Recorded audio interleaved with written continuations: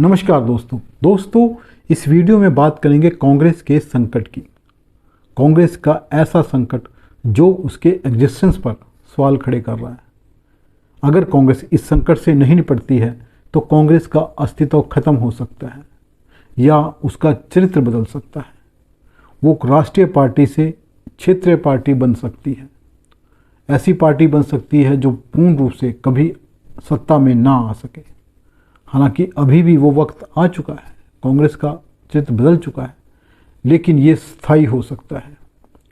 दोस्तों, कल 28 दिसंबर को कांग्रेस की स्थापना के 138 साल पूरे हो गए हैं। 138 साल पुरानी हो गई है कांग्रेस। और कांग्रेस अपनी स्थापना के बाद आज़ादी से लेकर आज तक अपने जीवन का सबसे मुश्किल समय देख रही है।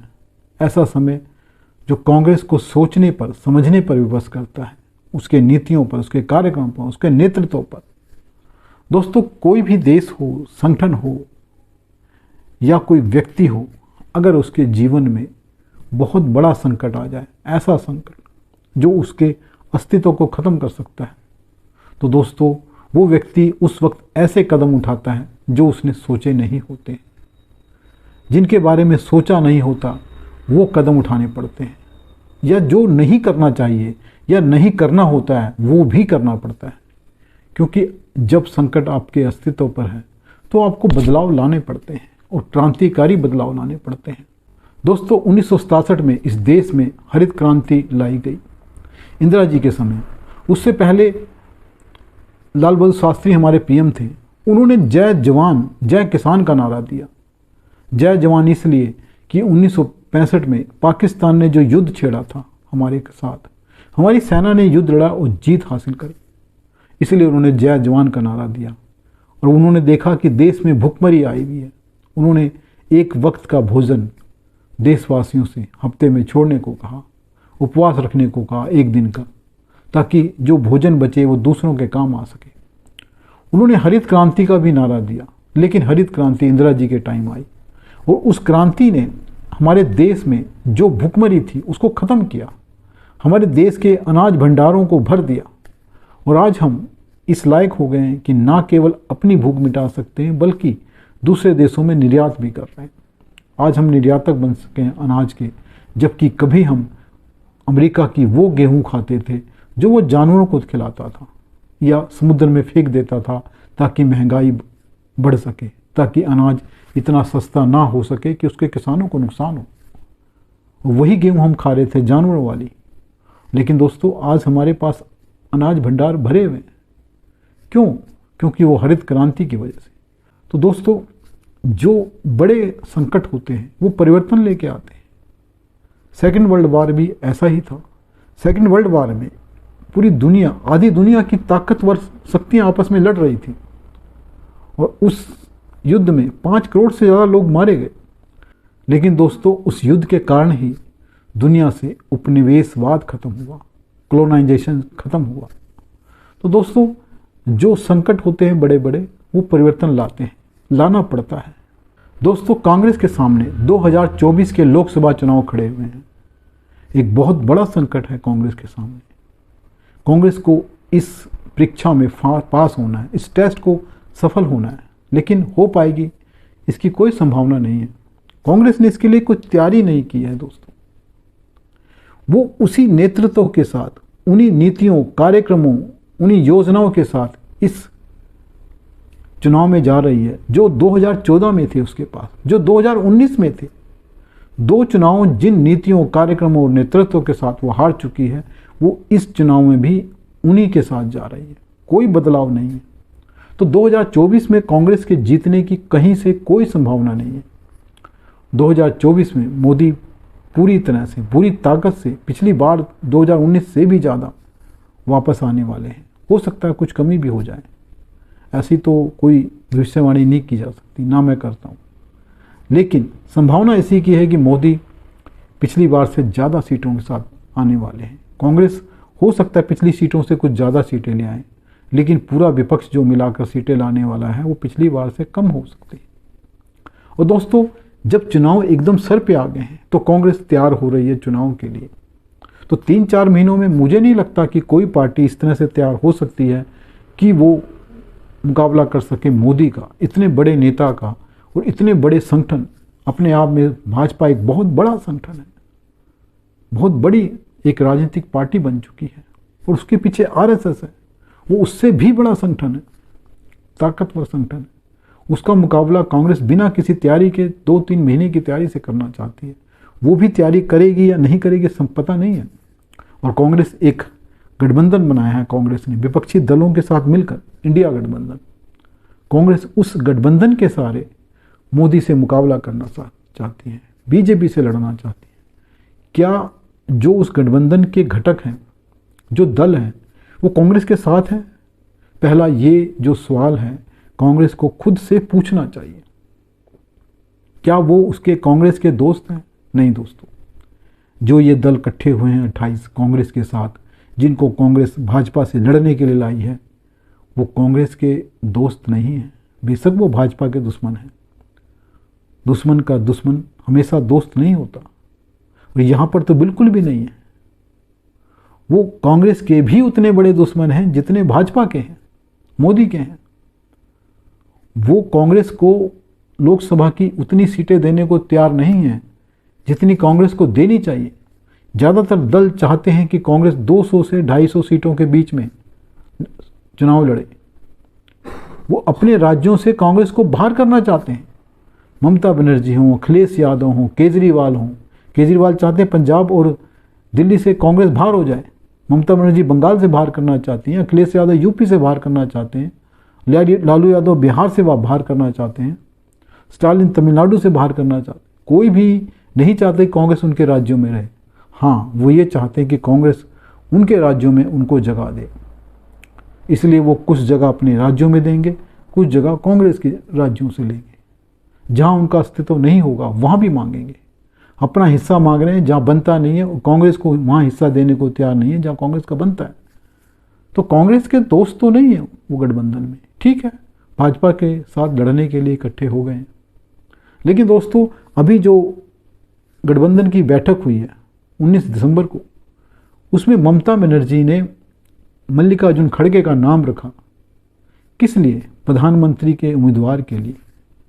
ममता बनर्जी ने उनके नाम का प्रस्ताव पेश किया और केजरीवाल ने उसका समर्थन किया कि खड़गे जी हमारे प्रधानमंत्री पद के उम्मीदवार होंगे। और हैरानी की बात यह है दोस्तों, खड़गे जी को पता ही नहीं कि उनका नाम लिया जाना है। खड़गे जी से बात नहीं हुई, कांग्रेस से बात नहीं हुई। उन्होंने प्रस्ताव किया ममता जी ने, और केजरीवाल ने उसका समर्थन कर दिया। इसका क्या मतलब है? आपने गठबंधन में सिर्फ 2 नेताओं ने बात करी। जो 28 दल वो किस लिए इकट्ठे हुए? बिना किसी विचार विमर्श के प्रधानमंत्री पद के उम्मीदवार की घोषणा करने की कोशिश की गई खड़गे जी की। तो दोस्तों, वास्तव में वो खड़गे जी को प्रधानमंत्री नहीं बनाना चाहते, वो राहुल गांधी का पत्ता काटना चाहते हैं। वो चाहते हैं राहुल गांधी के प्रधानमंत्री पद के दावे को खत्म कर दिया जाए। इसलिए खड़गे का नाम लिया गया है। खड़गे को प्रधानमंत्री वो भी नहीं बनाना चाहते, क्योंकि वो खुद प्रधानमंत्री बनना चाहते हैं। ममता बनर्जी खुद चाहते हैं कि वो प्रधानमंत्री बने। केजरीवाल खुद प्रधानमंत्री बनने का दावा पेश कर रहे हैं। वो तो कहते हैं मैं दुनिया का सबसे ईमानदार, सबसे श्रेष्ठ मुख्यमंत्री हूँ। मेरे जैसा कोई व्यक्ति पूरे विश्व में नहीं है, पूरे ब्रह्मांड में, यूनिवर्स में नहीं है।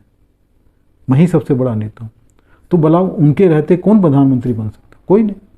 ममता बनर्जी अपने आप को सबसे बड़ा नेता मानती हैं। तो खड़गे जी का नाम सिर्फ राहुल गांधी का पत्ता काटने के लिए। राहुल का नेतृत्व गठबंधन को स्वीकार नहीं है। क्या कांग्रेस राहुल गांधी के अलावा किसी और के पीछे जाने को तैयार है? नहीं है दोस्तों। राहुल गांधी की ब्रांडिंग वर्षों से कांग्रेस कर रही है, सिर्फ प्रधानमंत्री बनाने के लिए।